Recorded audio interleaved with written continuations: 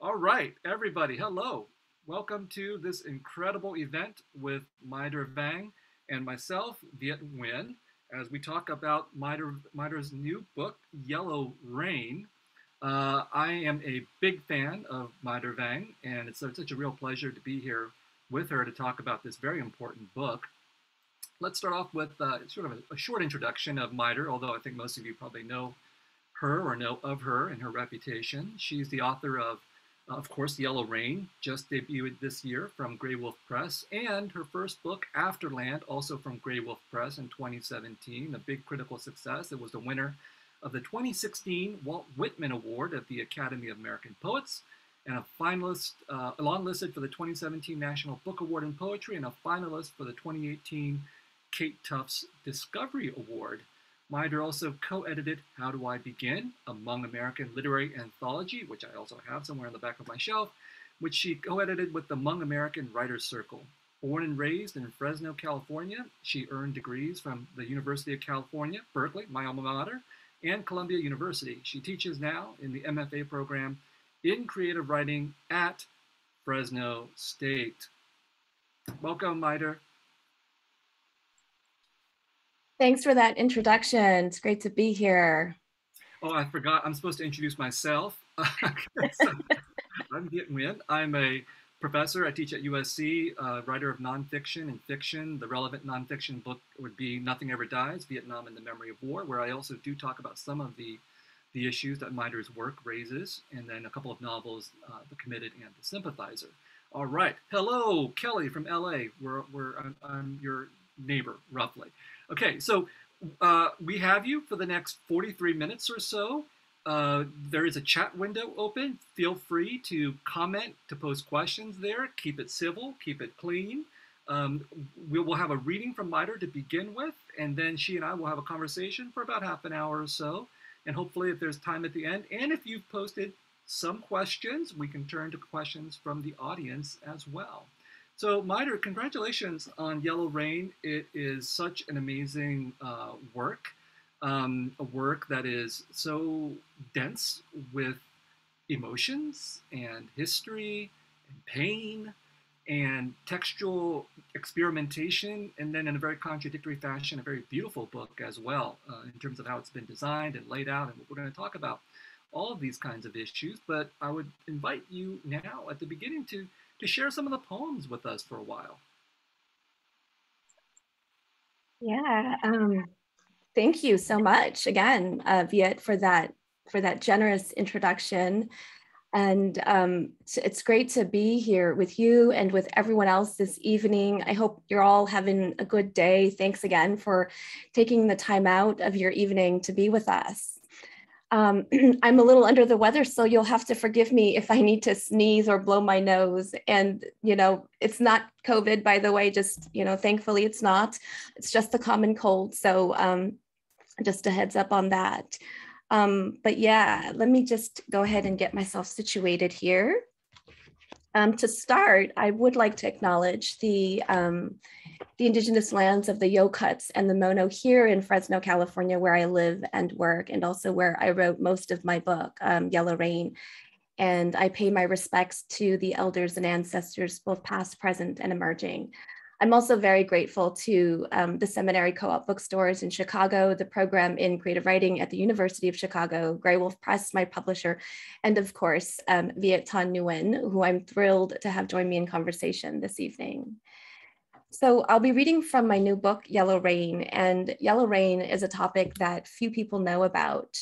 As a Hmong American and a daughter of Hmong refugees, Yellow Rain is one of those topics that, you know, for lack of a better way of phrasing it, that has bothered me, that has in some ways haunted me and has stayed with me as I was really beginning to deepen my work in poetry.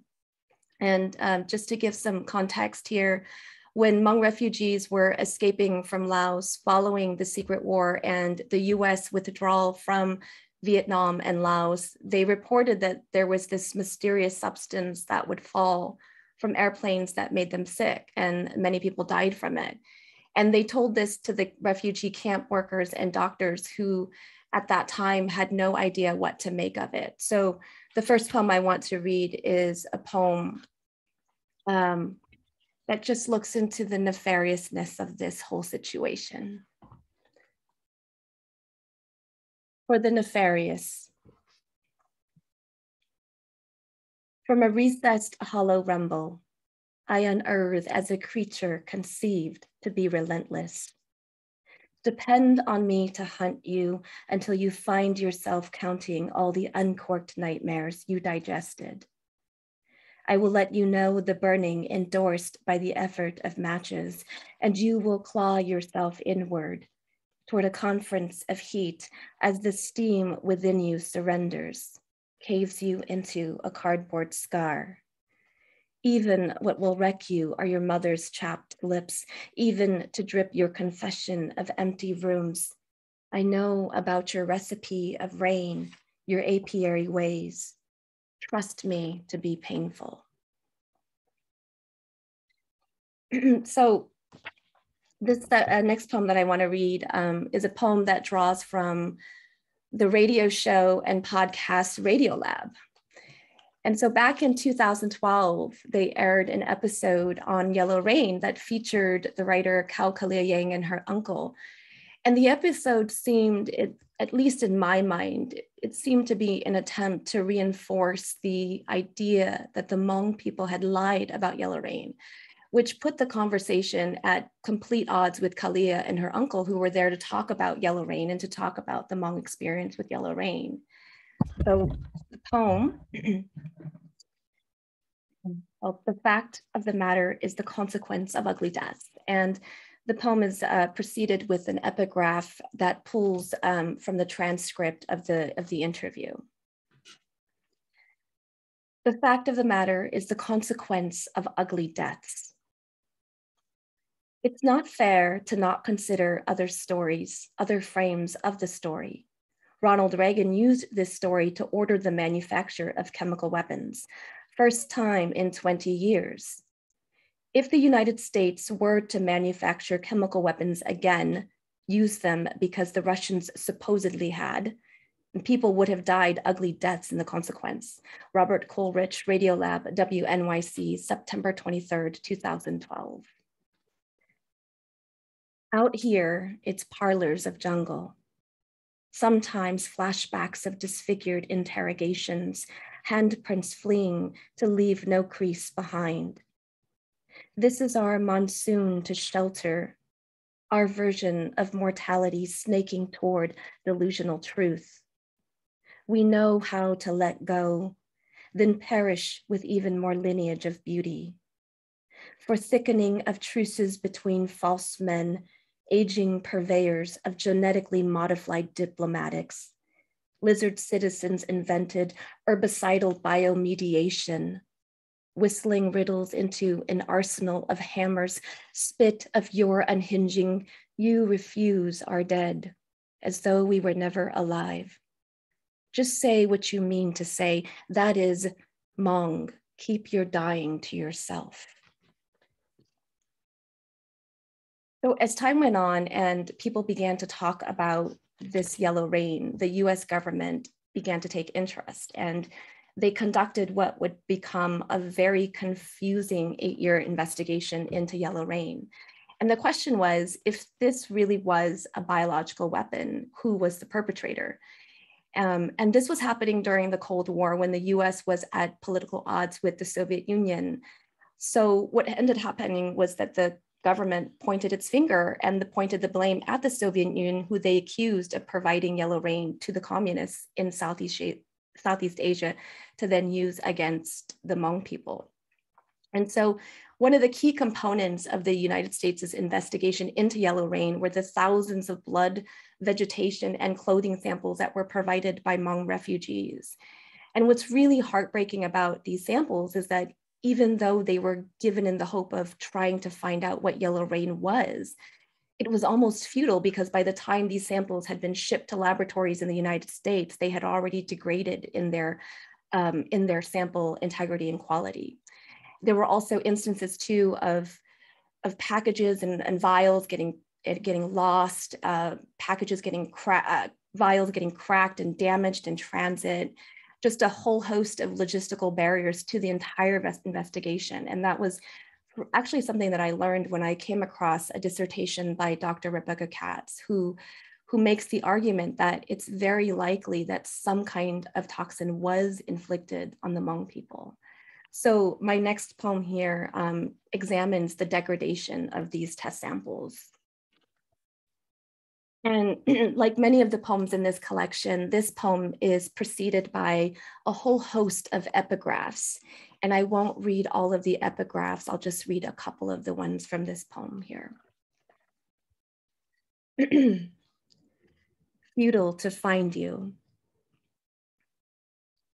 After a few days at room temperature, of growth of bacteria is likely to spoil the usefulness of the samples. Cable from the Foreign Science and Technology Center to the US Defense Attaché Office in Bangkok, July 10th, 1980.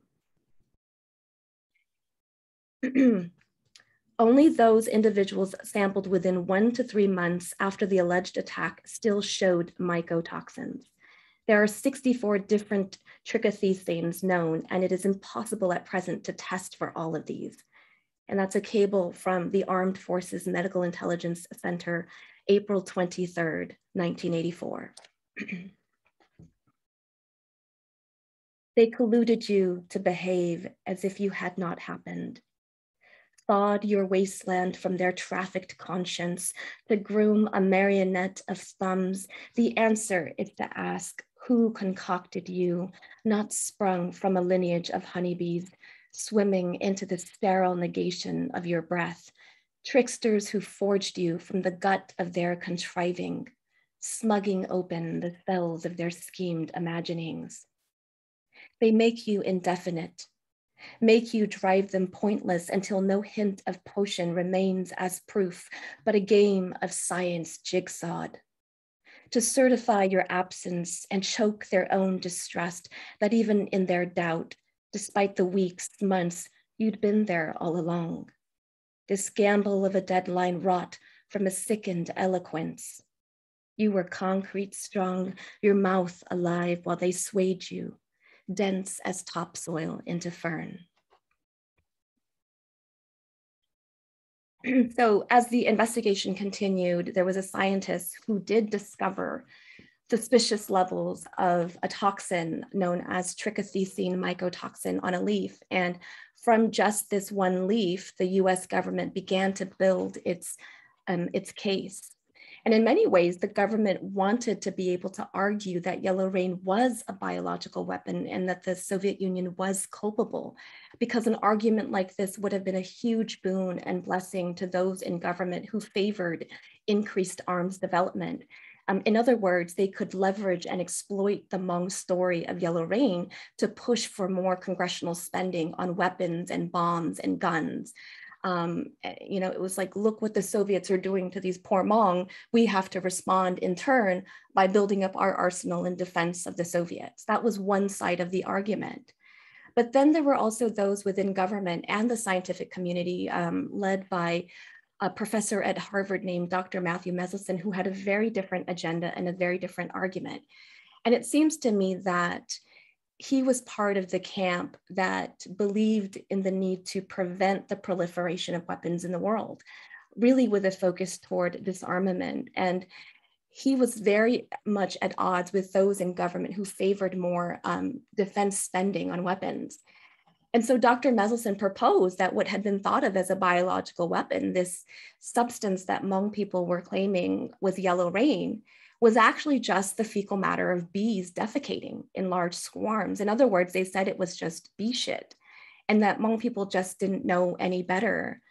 And the concern was that if yellow rain really was a biological weapon, then it could escalate political tensions around the world. And that wasn't something that they wanted to have happen. There was sort of this noble desire to prevent war, even if conflict was still emerging in some places of the world. So in order to prevent further conflict, it just seemed more convenient in some ways, at least in my mind, to say that Hmong people had lied about yellow rain even if Hmong people really were dying from it. And that's been my thinking as I've done the research on Yellow Rain. And meanwhile, you know, the two sides in government bickered over their politics. The Hmong people were just stuck in the middle of all of it. And to me, it's almost as if no one really cared what would happen to the Hmong. And so this next poem speaks to the exploitation and the militarization of the bees for weapons defense purposes. And again, this one's prefaced by an epigraph that I pulled from an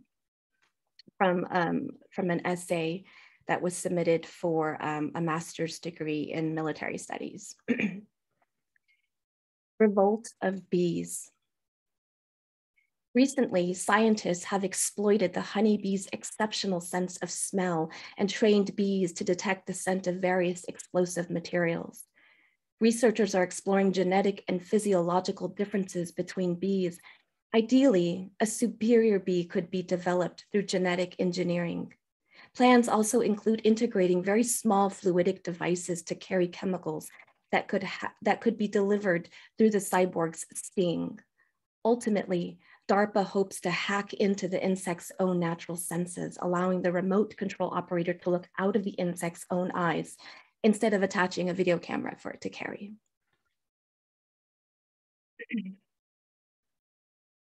Achieve us into your creatured machine so that we may shrine before you as immortal.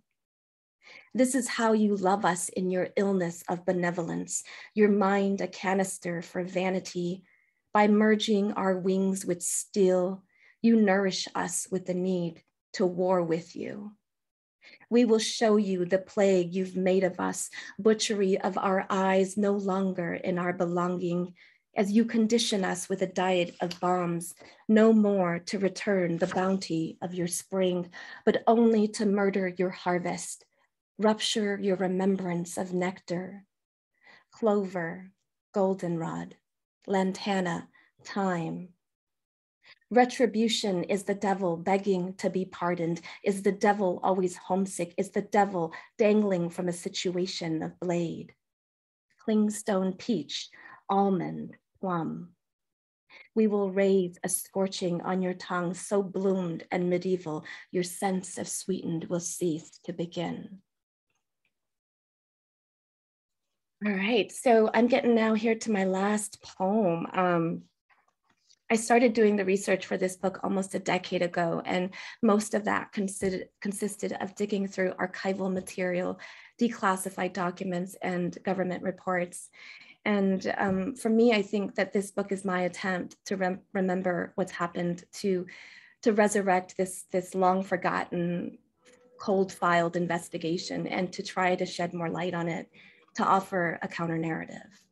So I want to read from the penultimate poem in the collection. It's a series poem, but I'm only going to read the last section of that poem. Manifesto of a Drum. For as long as a Saula can flee, I have been brooding in my sleep, moving through a century of leaves. A voice out of scrying, a river shifting my ears. Some early mornings are left for listening to water tones lilting the banks of a primeval lake, but the lake has been lacquered into the stars, mirroring its clotted hand down to mine. What does it take to raise an answer from the grave, quantify stillness of doubt through unmarked bodies becoming ciphers for loss? I gather sharpness of my burn beyond agony for an answer. It is not to know the shape of what happened, but to know it happened, it happened, it happened. Here I make my light to gaze the trail, then sing this rain threadbare into storm. If love is the sacrament of digging, then here I hold my found into fire. Thank you all so very much for your attention and for being here. Thanks so much, Miter, for that really beautiful and powerful reading. And even though we only got to hear a few of the poems in the book, I think it gives to the audience a sense of just how much history and feeling is being dealt with here. And you know, from my perspective, I know a little bit about Yellow Rain because of my own research into the Vietnam War and what happened to the Hmong during the so-called Secret War. But my guess is that for most Americans, there's very little knowledge of Yellow Rain and very little knowledge of the Hmong people and Hmong history and of the Secret War itself. I remember, for example, the time I visited Laos and visited the Plain of Jars, where enormous amounts of American bombing took place, and I took an airplane flight with a bunch of American Air Force volunteers. They were there on a medical mission to help the Hmong, to help the Laotian people and the Hmong. And I said, hey, and I asked one of them, hey, do you know that the U.S. Air Force also bombed this area that you are now here to help? And he had never heard of the Secret War and of an American bombing. And so on the one hand, your book is arriving at this moment where I think it's confronting so much lack of knowledge, to put it generously, or ignorance, to put it less generously, on the part of many people about this history. And on the other side, there's so much knowledge and so much feeling about this on the part of the Hmong, for whom the issue of the war, the Secret War, Yellow Rain, is deeply intimate, deeply personal, and still, as your poetry shows, really, really present. And you as a poet, and your book of poetry is situated in between these two flanks of deep knowledge and deep lack of awareness. And when I listened to the Radiolab episode with Cao-Clea Yang, and I recommend that everybody go listen to this episode, it's still online, it's about an hour long. And you have to wait until almost the end before we hear Cao-Clea Yang's reaction to the skepticism of her Radiolab interviewers. And when she, when she finally has had enough, she just erupts, and her voice breaks through and her voice breaks down. It's enormously moving. And when I show that, when I have my own students listen to that episode in my Vietnam War class, they all get so angry as to what is happening to Cao-Clea Yang and her uncle, that they're being subjected to this scientific discourse of skepticism and rationality and everything. So I'm bringing all this up because I think your work is situated amongst all these things, and I'm wondering what you think of your own role here as a poet in relationship to this wall of ignorance and lack of awareness that you might be confronting, in the fact that you're a poet, but your work is also speaking so much about history, and inevitably will be taken as a kind of representative text for what the Hmong have been through, for better and for worse. And so I think about Cao-Clea Yang's voice, the power of that voice breaking through, the authenticity of that voice. It's very important to poets, but it's also a very complicated thing for people who are being asked to be the voice of a community or of an issue, and maybe you also feel like you want to be that voice. So it's a very complicated question, but your work broaches all these issues for me. Yeah, I think that there's a lot of really insightful things that you brought up, and a lot of really good things to unpack just through your comments there. Yeah, so I can only be the voice that I can be, and I as a Hmong American poet, it's a voice that has largely been pretty invisible within the landscape, until recently, publishing and such. But it is, you're right that the challenge is how to sort of proceed when you do kind of get represented as that representative text or voice. And to me, what I'm offering here is only what I can offer here, and you kind of take it or leave it. I think back to that interview too, and you're right, it's heartbreaking. There was a firestorm of response after Radiolab did that particular episode, and I'm just, for me, when I think back to that interview and how it really inspired and rejuvenated my sort of intention to dig and investigate and really immerse myself into Yellow Rain, I just, I feel both awakened by what happened, but also completely enraged too by the experience that Kalia had to go through for that interview. And I guess to answer your question of what do I see, sort of, I mean, I guess to try and answer what you were saying, I think for me, like my role and seeing what I'm doing through poetry is hopefully being able to help reshape the narrative of what's being said about Hmong people, to being able to contribute to offering another version, a counter narrative, another way of thinking about the story of Hmong refugees. I think so often the narrative gets told that Hmong people were recruited to help out with the war, and that we did so willingly, and that we wanted to ally ourselves with the Americans, you know.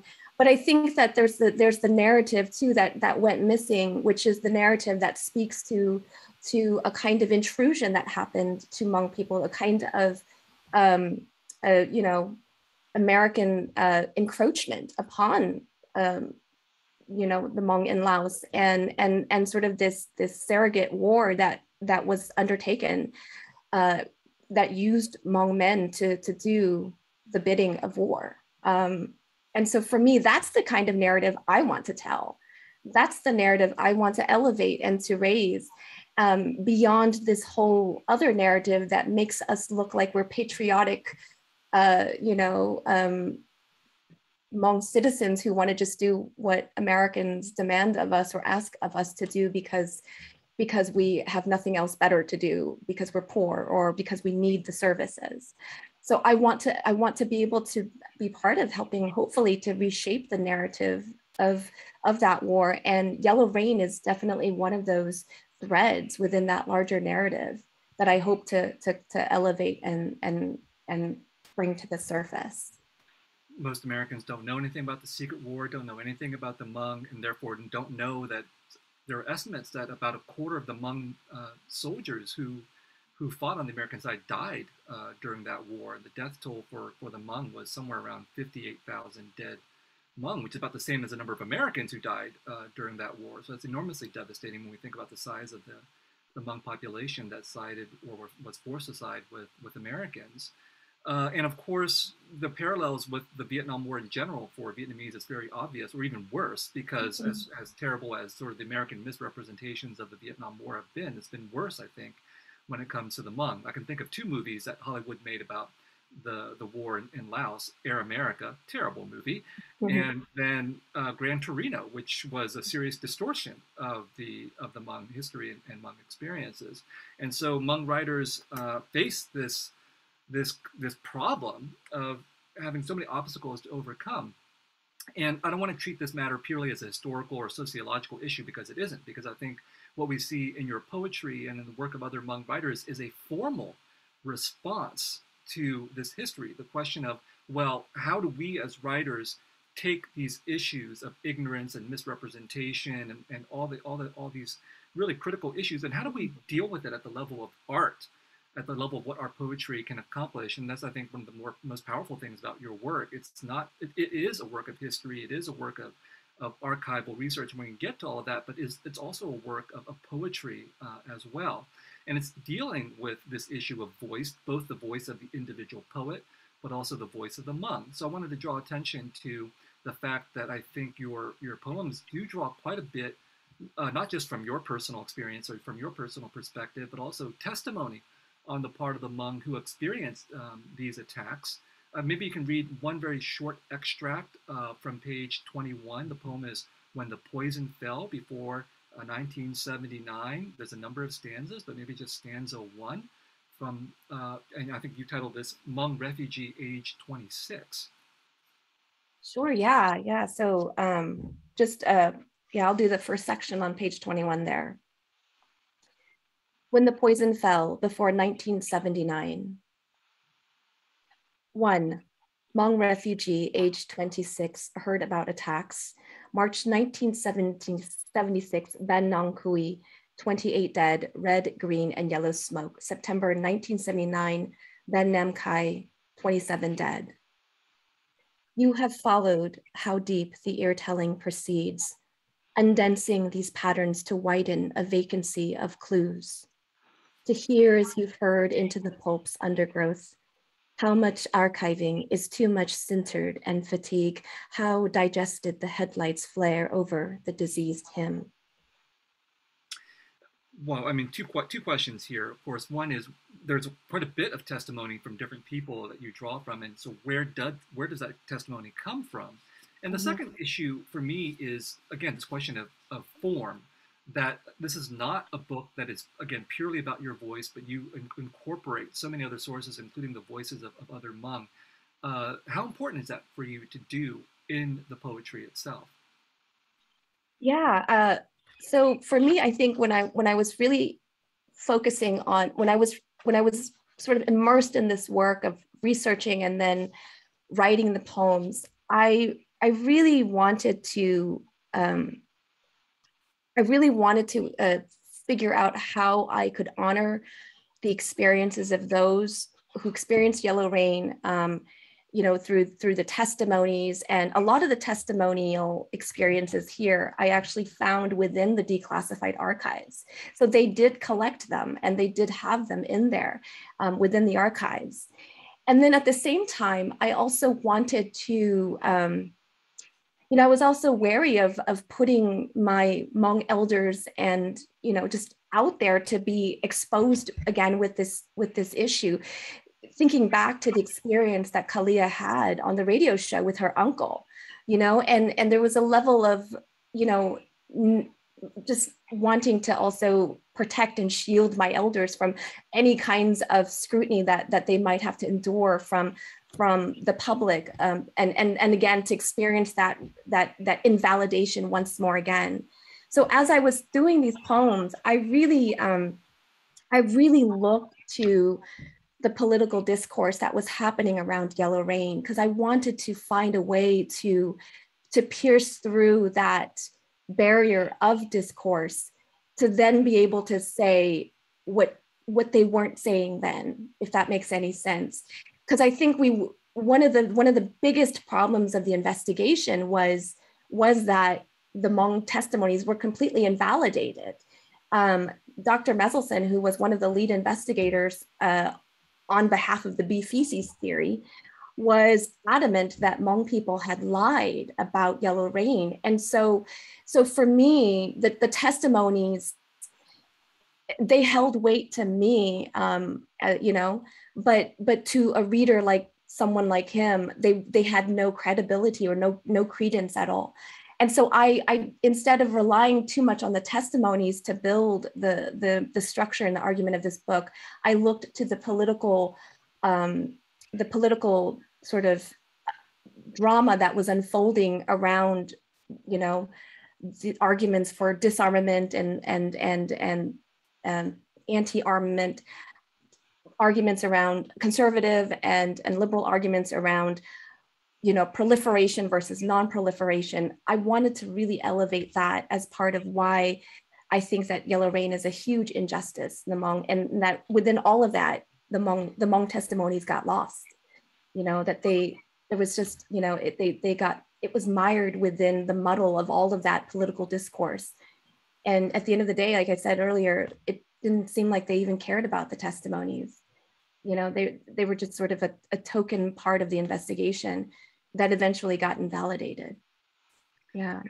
And the testimony is given a new life, a new framing because of their situation here as part of a work of Hmong American poetry versus as being used or ignored in sort of a, you know, a legal or judicial investigation.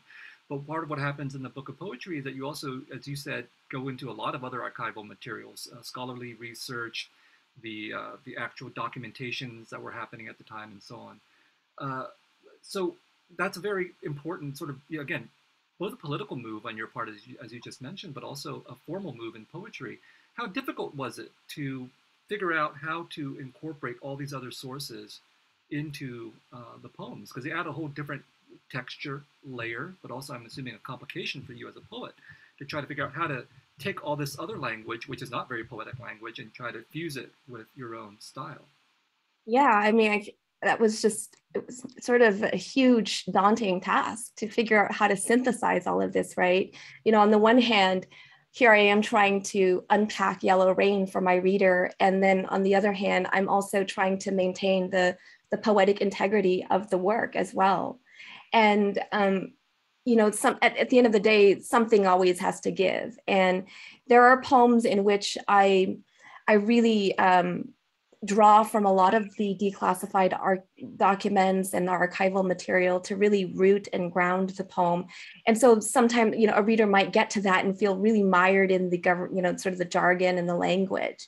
And then there are poems where I allow myself to remember that I'm also a poet and be able to sort of explore and excavate and write, you know, in ways that explore the poems that I like to explore and really open up the dexterity of language. There are poems in which I do that too, that still are serving the collection. So I think for me, it was a matter of being able to kind of compartmentalize my process. Otherwise, I don't know, I would have been absolutely overwhelmed. And I was overwhelmed. I mean, I tell people that, yeah, this was a labor of love that took lots of printing and papers and binders and just an accumulation of the various documents and getting in touch with also, you know, like I was mentioning earlier, you know, Dr. Rebecca Katz, who published a dissertation on yellow rain and made the argument that yes, it's likely that it did happen, regardless of what all this other stuff is saying. So being able to really immerse myself was really important, and being able to say, this is the time where I'm going to sort of really commit myself to the research. Now this is the time where I'm going to really commit myself to writing the poems, was the approach that I had to take in order to produce what's here now. And there were stuff that obviously I wanted to include that didn't get included either. And yeah, so that's what you have there. And yeah. You know, I think there's a relationship between what you've mentioned, and also the design of the book, the typography and various kinds of graphic innovations that you do here, and then also how all of this relates to the use of these documents and of history to transform our notion of what it is that a poem or a work of poetry can do and should do. These are two different directions. I'm going to pursue both of them, but they're related. But before I do, I just want to remind the audience, if you have questions or comments, drop them in the chat. Hopefully we'll have time to get to some of those questions. But the first issue is, again, this design of the book. It's really striking. I found it to be a very beautiful book in terms of just looking at it. So let's look at a couple of the pages if we can. For example, page 12, Anthem for Taking Back. If you could if you could do a screen share, and we can share with the audience what this page looks like. Well, I want to do a couple of these examples. Can you tell us what your thinking was behind designing this page? Yeah, so this particular page, you have the poem on the one side, and then you have sort of this watermark gradient of a photograph that I pulled from the archival materials, sort of kind of bleeding off the edges of the page. And I came across a series of photographs in the folders that I was digging through, and I just found them so striking because they were just photos of Hmong people standing around. And these were photos that were included in the files that had to do particularly with yellow rain. And of course, you can see that all of their eyes have been redacted. So there are the redactions and the erasures to contend with when you're looking through a lot of this archival material. But I felt that there was something kind of sort of anthemic about the way they were standing, and just the tone and the gesture of their posture really spoke to this poem in some odd, unusual, intuitive way. And so I played with the idea of superimposing them together, you know, just to give it that extra,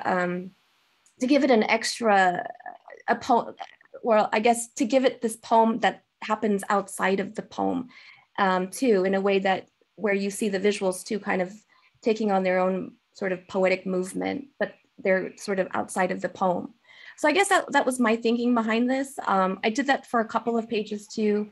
I also didn't want to inundate my reader with all the images, but I thought that for a couple of the poems, it was important to be able to immerse my reader in just the sheer amount of documentation that I covered, and to immerse my reader in the visuals of those documents too. Yeah, and I think that, you know, for me as a prose writer coming to poetry, one of the striking things, of course, is that the appearance of the words on the page is more important than it is for prose fiction, for example. And so you and many other poets play with the layout of the text as a visual element as well as whatever formal decisions you're making. And so incorporating actual visual elements, such as this watermark gradient, is totally makes sense. Let's look at another example, page 27, Case Studies in Escape post-1975, where you're deploying a map. And maybe talk to us a little bit about this. So with this one, this is a map that I pulled from a State Department report about yellow rain, and you can see that, you know, just ever so lightly and subtly in the background is a map of Laos, with all of the sort of key geographical points. And so I decided to use this one because I was thinking about just the idea of escape and about what that entails, and each of these pieces in this, you know, this is a sectioned poem, so there are multiple sections, but each of them explore a different experience or a different anecdote of escape that was included in the documents that I came across. And, you know, to have that map as a sort of geographical, ghost underneath the poem was speaking to the idea of movement, of mobility, of escape, of being able to cross. And so that was kind of my thinking for this one here. Great. I mean, it did have its intended effect, at least on me, this idea of the ghostly. Last visual example, page 39. This is actually very striking. This type of thing that you do here, you do several times. Tell us about this one. Yeah, so this piece is part of the series of compositions that appear throughout the collection. And, you know, I thought a lot about the compositions because here I am writing the poems, right, on the one hand. But the compositions, they were sort of this unexpected, wild, and creative space where I could just pull whatever I wanted to pull and put them together on the page and see what happened.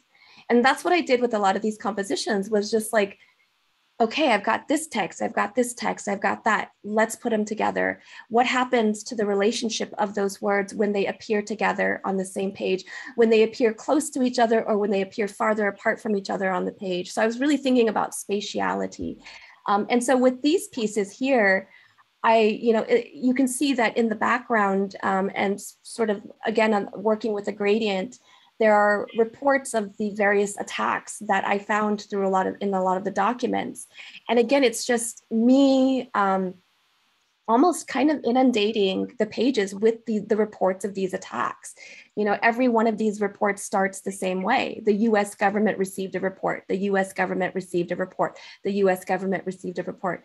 And I continued that through the 4 pages of this particular composition. But then I wanted to impose, you know, sort of layer that with other language around the United States' history of stockpiling chemical weapons. And that's what you see that sort of creates this really odd border around these attacks. Because I think a narrative can emerge through the laying of words together. And so that was my intent with all of the compositions, was to see what would happen when I brought words or language excerpted from the documents together and treated them in the same space, to see what new narrative, what other renderings of ideas and information and insights could emerge. And it's been interesting to see what people have said about these compositions, because they've been able to draw their own conclusions and really be able to then say, okay, that's what happened. Yeah, this is really shady then, or this, you know, there's one where I used, I think one of the most disturbing ones I created from these compositions was this idea that I came across this document that referred to yellow rain as a project. And so then I played with that one too, where I sort of like, why was the government referring to yellow rain as a project, as a particular activity? So yeah, that's sort of my thinking behind these various compositions. Great. And we have a couple of questions from the audience. So I'm going to weave in between them because the questions are actually totally relevant to what you've been talking about. So the first question is from Dinah or Dina. I apologize for any mispronunciations. Thanks so much for making and sharing this book. I have a question about your immersive research and the element of curation. Through all your sifting through papers, what sort of criteria or strategy did you use for finding your poetic excavations from the documents? Did this criteria or strategy evolve over the course of the creation of the book, and if so, how? Yeah, thanks for that question there. So for me, when I was sort of going through all of the material and really sifting through and again filtering out things that seemed like they would be relevant and filtering out things that didn't seem as that they would be relevant and trying to retain the ones that I thought had potential to become a poem. I really didn't have a criteria. It was really just about how being open to what I might find and allowing myself to be surprised by all of the different trajectories and tangents that these documents were going to take me on. For example, there was, I would come across pages when I was doing the research where the entire page was redacted. And one thing I loved about that, as much as that hinders my, there's like this removal of access to that knowledge when you have a whole page that's redacted. But one thing I did appreciate graphically about that was that when you looked at that document, you almost looked like you were looking at the night sky because of all the black. And then all of the little hints of white that came through on the page looked like constellations of stars. So I took that, and actually I think it appears as a watermark, as a gradient, as a watermark background for one of the poems. But being able to find those kinds of moments where you're looking for something and it appears in a way that you don't expect it to appear is an indication to me that, hey, this might be something I can work with. There was also just really immersing myself within the language too, and learning the language of these documents, learning how to read these government cables and trying to understand the routing and the various acronyms was something I had to teach myself too in the process of doing this research. But there was a way in which a lot of that language became really, became this low-hanging fruit for me to be able to riff from when I was writing poems, because there it was, already there, kind of written for me. And there are a couple of poems too where I explore this language of routing as well. So I guess to answer your question, it's really just about, being open to don't have a criteria in some ways, and just being open to what you might find and following the tangents of where the documents take you, because in many ways that will allow you to create the poems you don't expect to create. That will allow you to sort of create the arguments in the poems that you couldn't have anticipated otherwise, if that makes sense.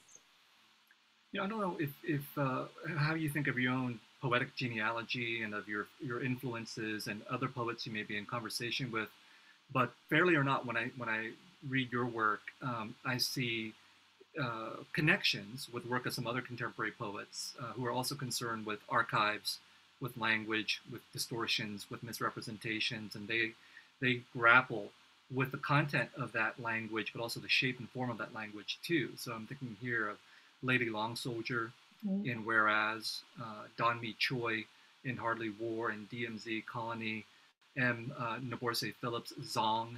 Do you think there is a movement here, informal or formal, of poets who have been subjected to the abuses of history and misrepresentation, both of actual violence and colonization and racism and enslavement and all these terrible things, but also the symbolic and discursive violence of misrepresentation and pseudoscientific rationality that justifies colonialism and racism and all that kind of thing? Do you think there is such a movement, and do you see yourself as a part of that movement?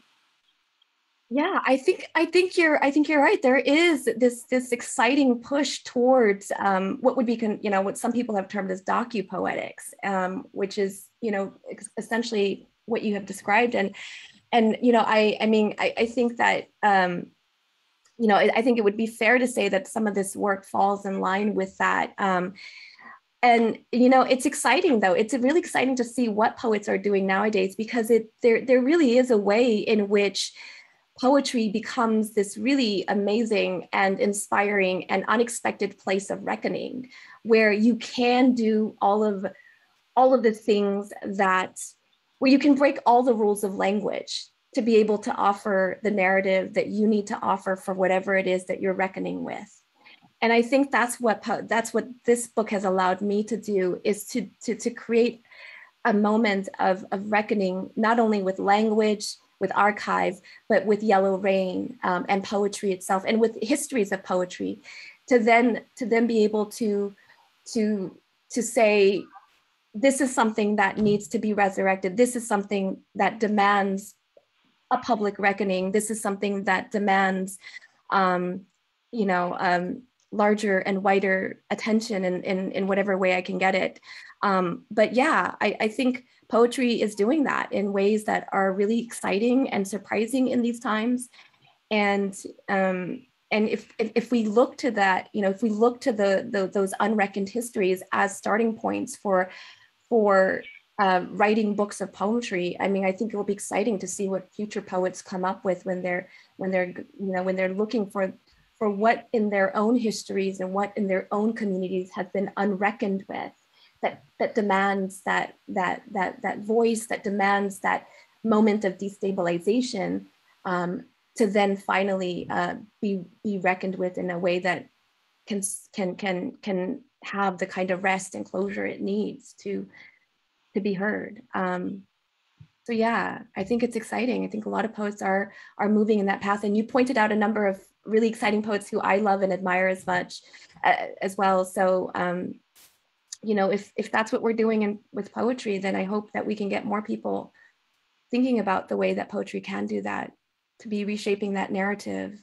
to demand reckoning in the way that makes sense for that poet and for that community.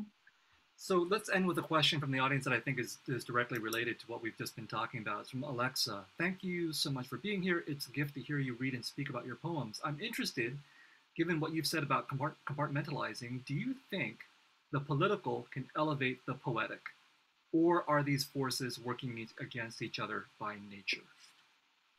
Thanks for that question, Alexa. So for me, I think that the political, you know, I feel like with this particular work, it was hard to avoid the political. The political was just entangled in the whole mess of trying to explain the poetic, and trying to offer the poetic. And so for me, I think it was inevitable for me to have to explore the political.